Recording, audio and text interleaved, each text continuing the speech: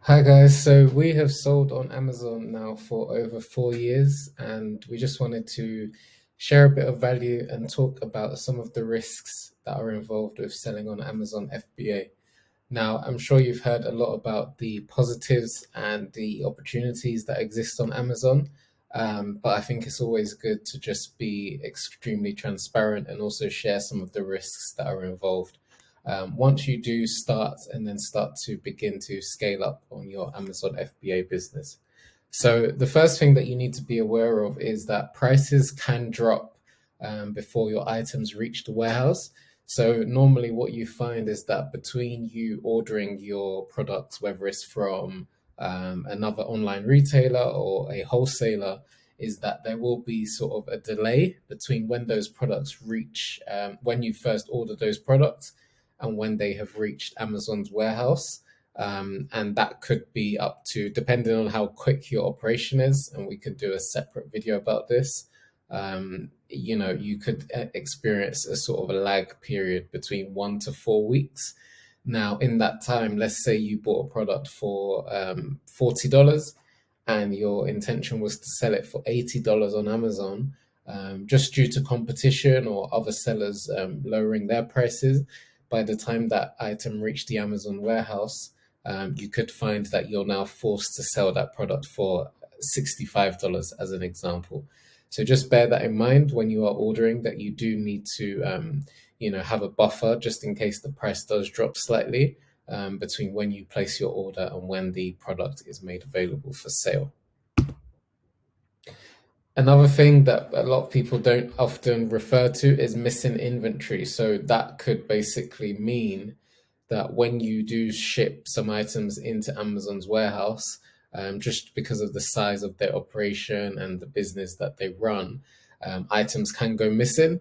That can usually sometimes be the fault of the courier that you used, for example, UPS, or it could be the fault of Amazon. Now, Amazon do have a really good investigation process in place for this. So it's not like you completely, if they are to, if you can show evidence that Amazon was at fault, then usually you can sort of claim money back from them. But usually they'll just pay you what the items cost you as opposed to what you could maybe sell them for. So that is one risk and one downside as well. Now, this is a big one. So, not making enough to cover the costs of your virtual assistants and software packages. So, in simple terms, running an Amazon FBA business, as well as the costs of, buying inventory and buying stock to actually sell on your store, there are some other smaller costs which, you'll incur on a regular basis. Now, if you do decide to go down the route of hiring virtual assistants, this would be one expense. And then the second expense would also be software packages. So when we refer to software packages, we're talking about things like Keeper, Helium 10, Scout X, SellerAmp, and a combination of different softwares could cost you anywhere from, 80 to maybe $150 per month. So if you were to make, let's say you started really small and you started making $100 per month in profits, but your costs on software and virtual assistants were $300 per month, then of course you are making money, but you're also registering a loss officially. So just bear in mind that you do need to make enough to cover some of your basic costs. Account suspensions. Now, this is something that every Amazon seller at some point might experience, which is perhaps you made a mistake or there's an issue with your account, and your account may get closed for up to a couple of weeks whilst these issues get investigated. This, of course, does pose a risk, because during that time of maybe losing your account or it getting investigated, you might still be sat on some unsold inventory. So you have to factor that in, that you never want to have so much inventory that is uncomfortable for you, just in case you were to experience some type of issue with your Amazon account. Amazon usually are quite good in resolving these issues if you can provide the right evidence to show that you have done nothing wrong. But just bear in mind that there are, unusual instances where you could lose your account for a matter of days or weeks, and you need to factor this in.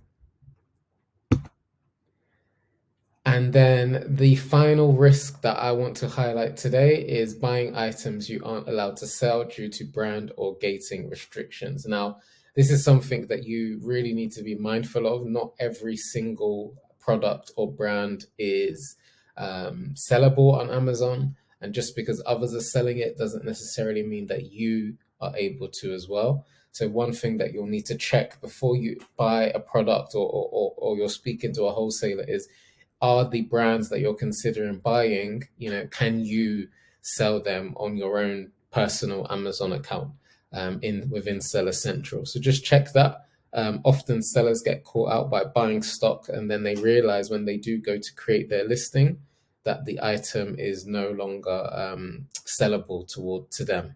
So just keep that in mind. It's something to bear in mind. You don't want to order inventory that you can then no longer sell. I mean, you can always sell it sort of on Walmart or eBay, but that might often take a lot slower than it would to sell on Amazon. So just keep that in mind when you are looking to make some of your first purchases.